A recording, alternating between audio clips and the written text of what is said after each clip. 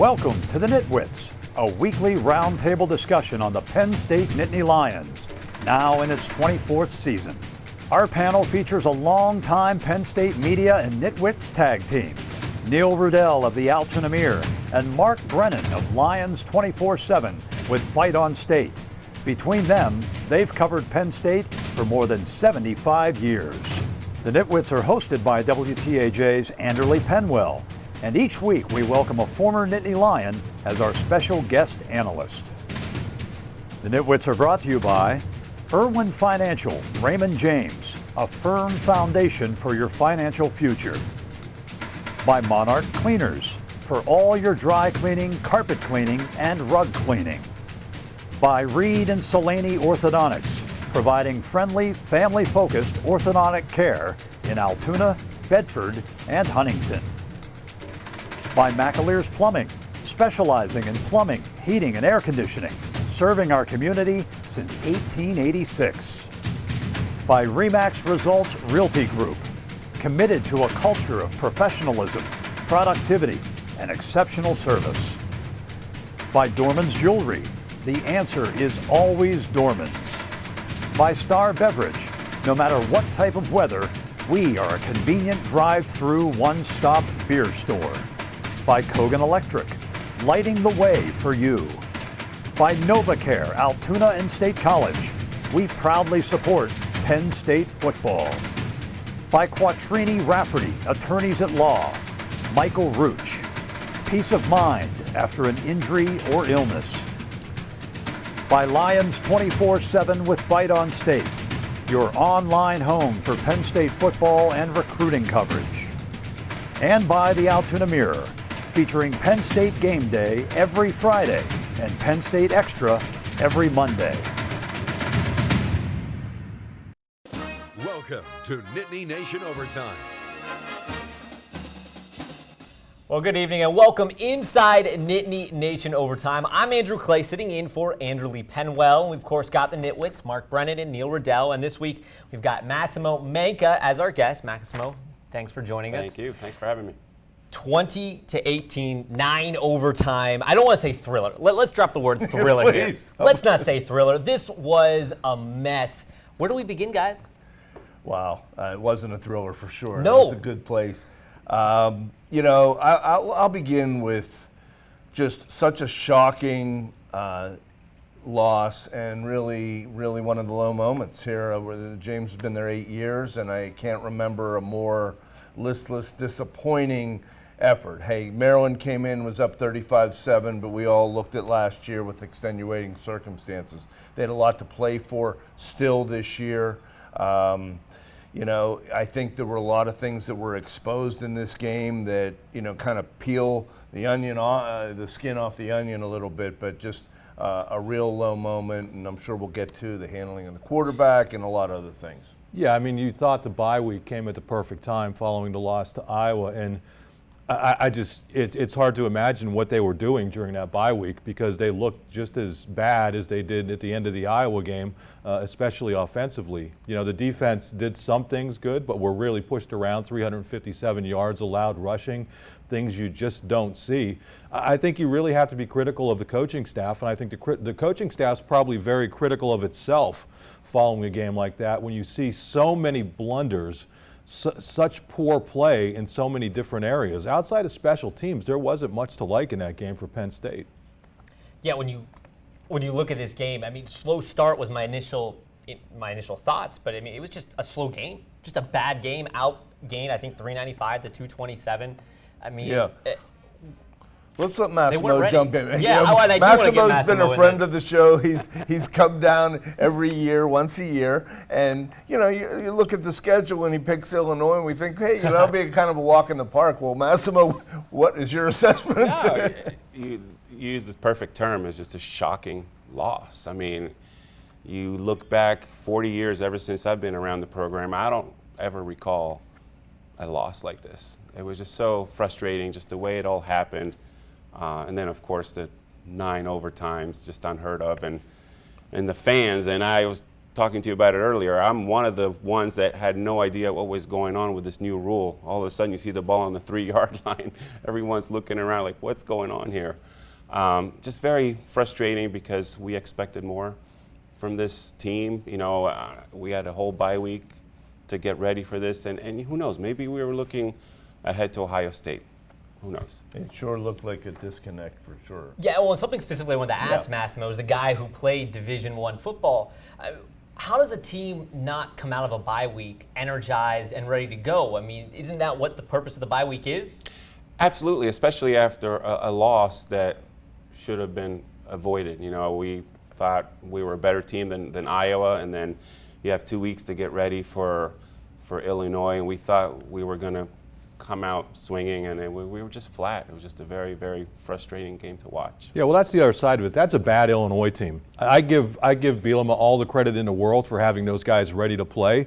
But earlier in the week, he basically backed the bus over his team, stacked another bus on top of it by saying that Lovie Smith had not, well, he didn't say it directly, but that Lovie Smith had not recruited well enough and that they didn't have impact players on their 2 deep. So he basically calls them out. And you know what? That team was probably ripe to get blown out at some point, and Penn State was unable to do it. Sometimes you have to give the other guys credit, and you do with Illinois for how hard they played.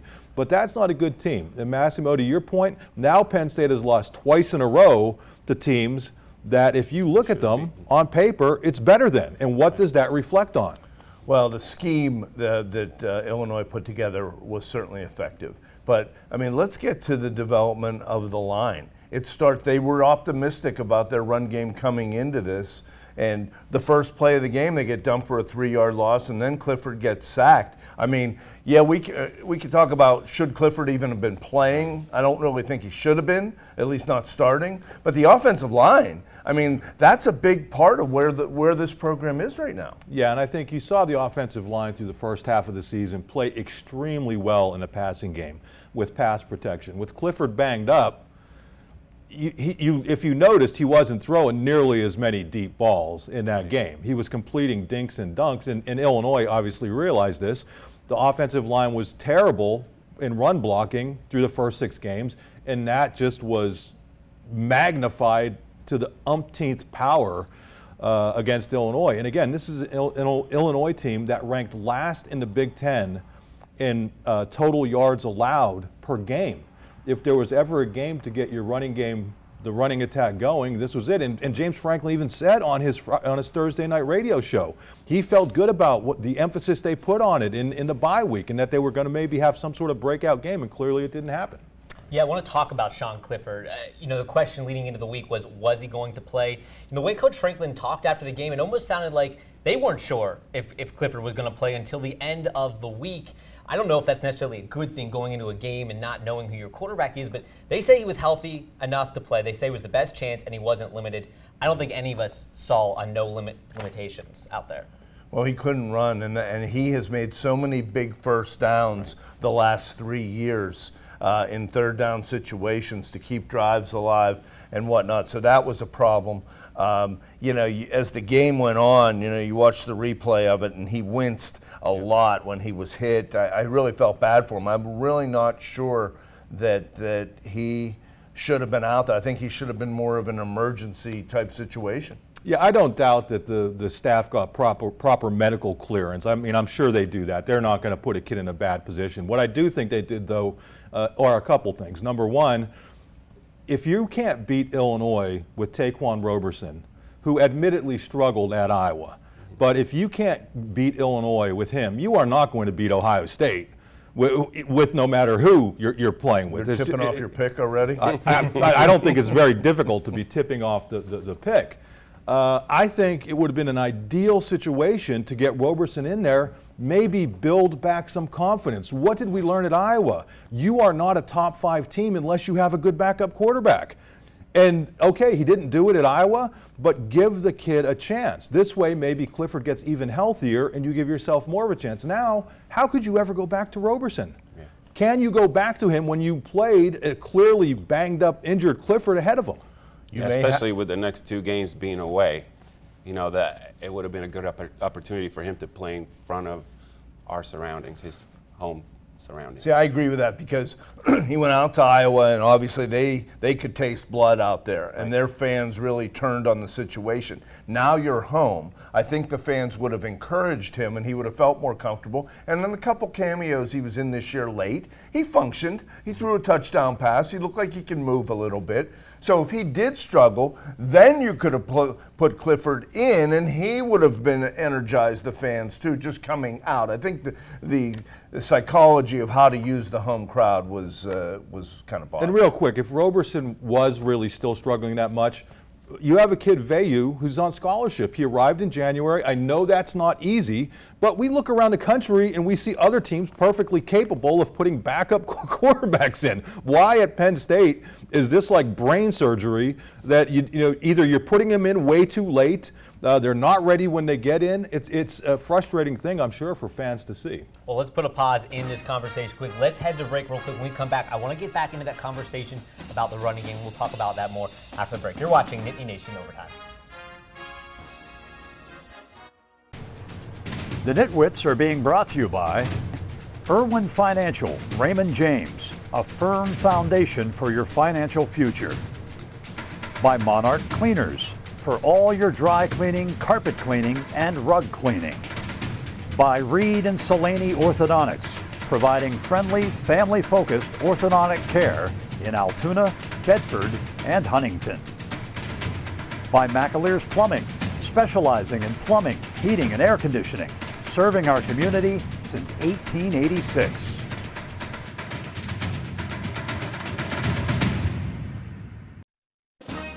You're watching Nittany Nation Overtime. Well, back here on Nittany Nation Overtime, I'm Andrew Clay. Got the Nitwits here and Massimo Manca, a former Penn State kicker for the 1982 and 86 championship teams. We appreciate you coming on this weekend. I want to get back into this conversation about the run game. I think Penn State just 62 yards rushing, just 2.1 yards per carry. Obviously, in the isolation game to game, we know why it's a problem, but how is this becoming a problem? This is Penn State. You shouldn't be getting pushed around by these teams. Well, first of all, I think they got to pick a running back. I mean, you're still trying to play three running backs halfway through the season. And I realize, Kane was pretty good in 2019. Then he was hurt. I thought Lee was good last year. Lovett looks maybe the quickest of all of them.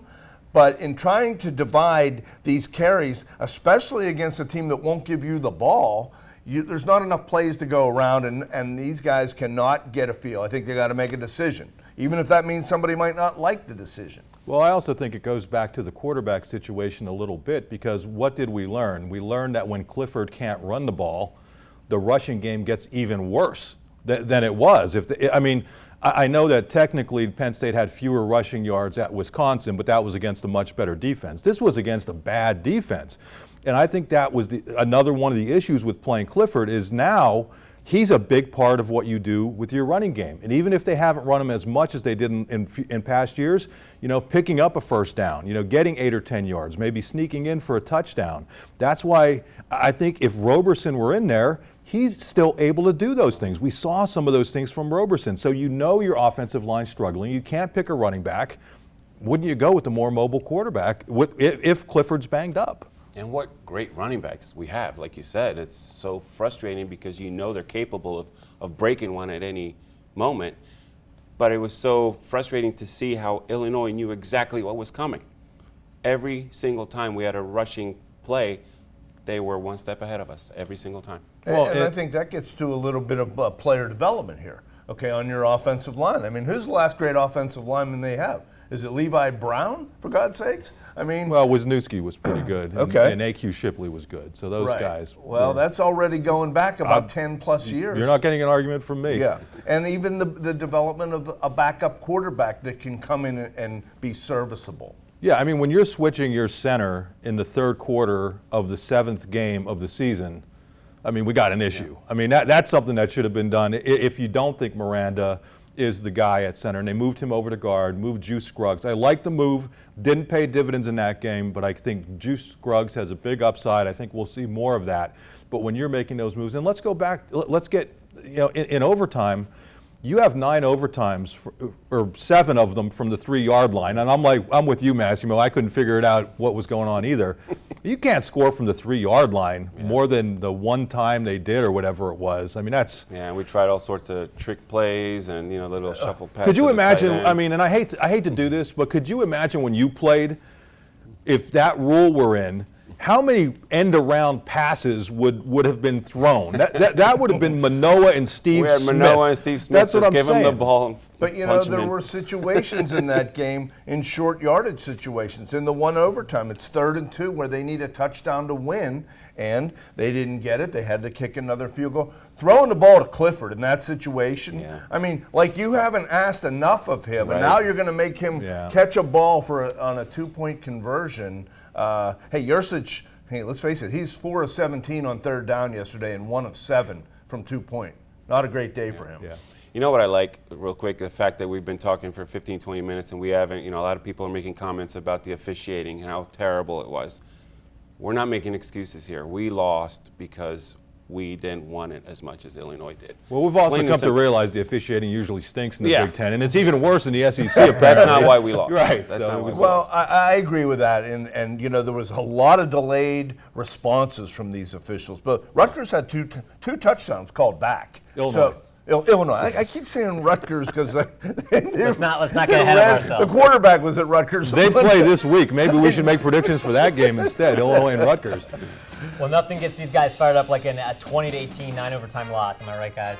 Oh, my God, it's great. Well, let's take a quick break. When we come back, we will dive back into that Penn State loss. You're watching Nittany Nation Overtime.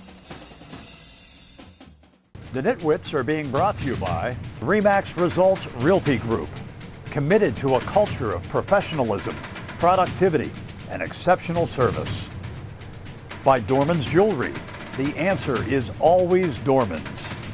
By Star Beverage, no matter what type of weather, we are a convenient drive-through one-stop beer store. By Kogan Electric, lighting the way for you.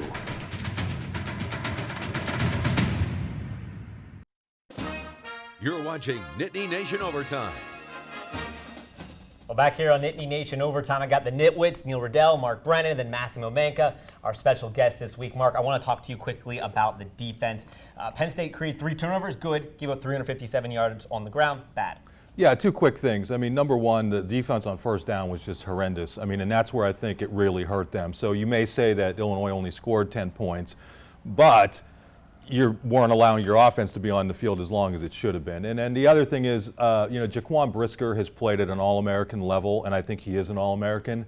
Where better would you want the game to be in somebody's hands at the end?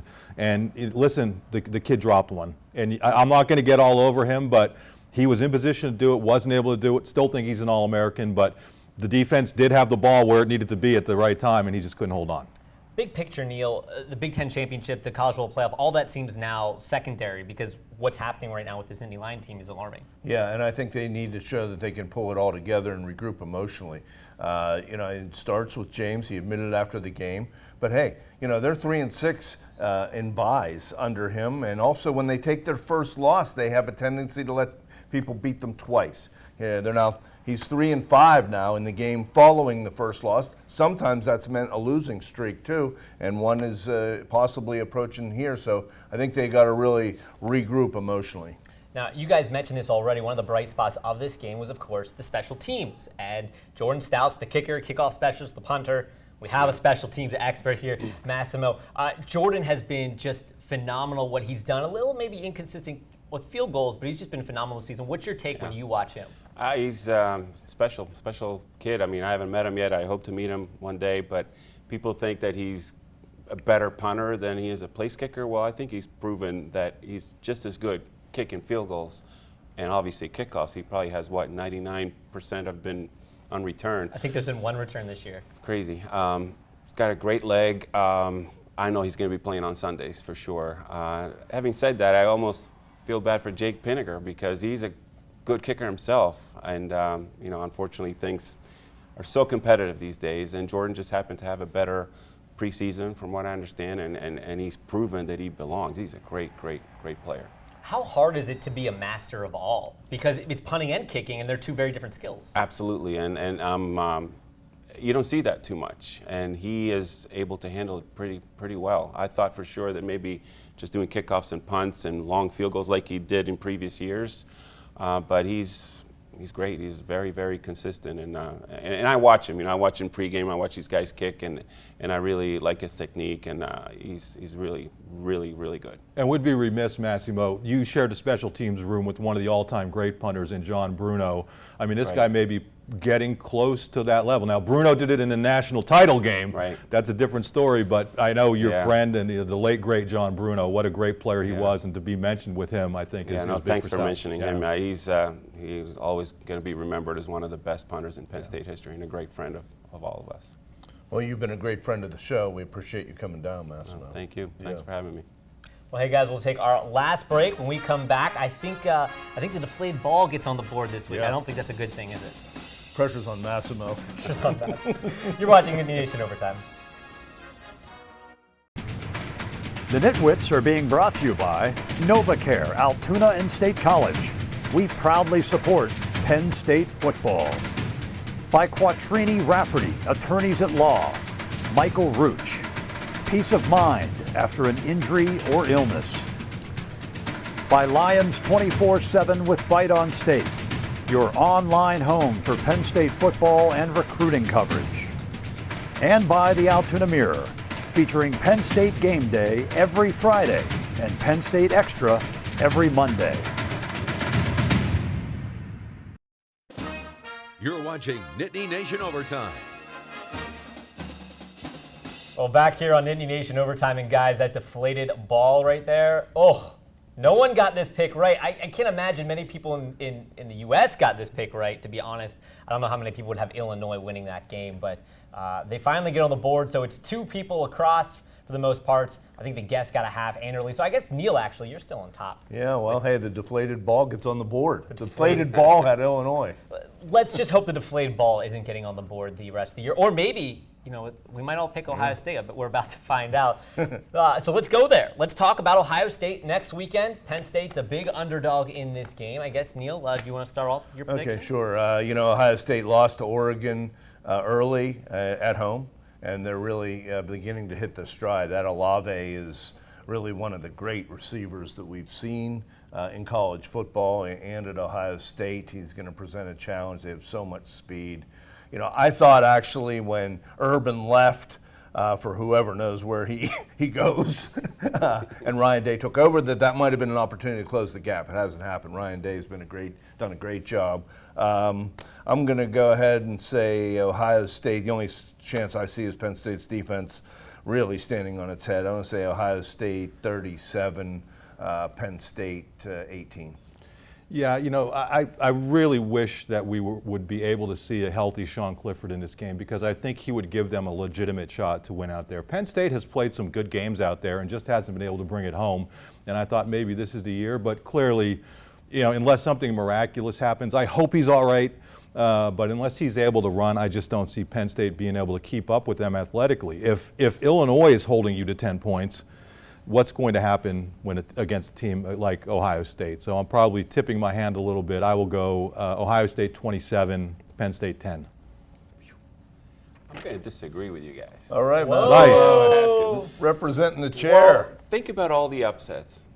Yesterday being one of them, okay? We were 24-point favorites, and now we're going to be a couple touchdowns underdogs, I'm sure. I really believe, and we'll talk next week about this, and you're going to congratulate me, because I really believe we're going to have an upset. I think, speaking of Jordan Stout, he's going to come through at the end with a long one, 27-24, Penn State. Nice. We're going to regroup. Interesting. You watch. All the guest nitwits are proud of you, Massimo. I guess I'm taking Anderley's pick here this week, and I'm kind of I'm with Mark on a lot of what he said. I could argue either side of the coin. I think Penn State comes out rejuvenated in this game. I think they're fired up. I don't see the upset because I think with Sean Clifford's limitations, I just don't think he's there. I'm taking Ohio State 28-20. I think it's going to be a good game. Penn State has played Ohio State very tough over the years, and I think you're going to see another one of those. Even last year in the bad season, Penn State played Ohio State tough. Yeah, hey, they have, and that's been something they haven't closed out. They haven't been able to close them out a couple That's what times, we but both they're going to need some offense. I'd feel a little better if they could run the ball consistently to keep Ohio State off the field. Maybe that'll. Yurcich was just at Ohio State a couple years ago, so maybe he has some inside info. Well, that's it on Nittany Nation Overtime. We'll see you next week.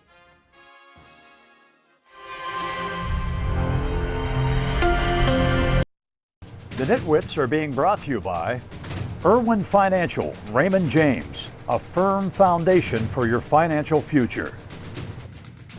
By Monarch Cleaners, for all your dry cleaning, carpet cleaning, and rug cleaning. By Reed and Salaney Orthodontics, providing friendly, family-focused orthodontic care in Altoona, Bedford, and Huntington. By McAleer's Plumbing, specializing in plumbing, heating, and air conditioning, serving our community since 1886. By Remax Results Realty Group, committed to a culture of professionalism, productivity, and exceptional service. By Dorman's Jewelry, the answer is always Dorman's. By Star Beverage, no matter what type of weather, we are a convenient drive-through one-stop beer store. By Kogan Electric, lighting the way for you. By NovaCare, Altoona and State College, we proudly support Penn State football. By Quattrini Rafferty, attorneys at law, Michael Rooch, peace of mind after an injury or illness.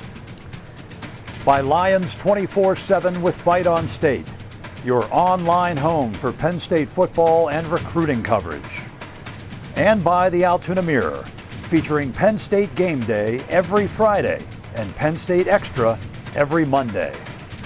Thanks for watching, and we'll see you next week.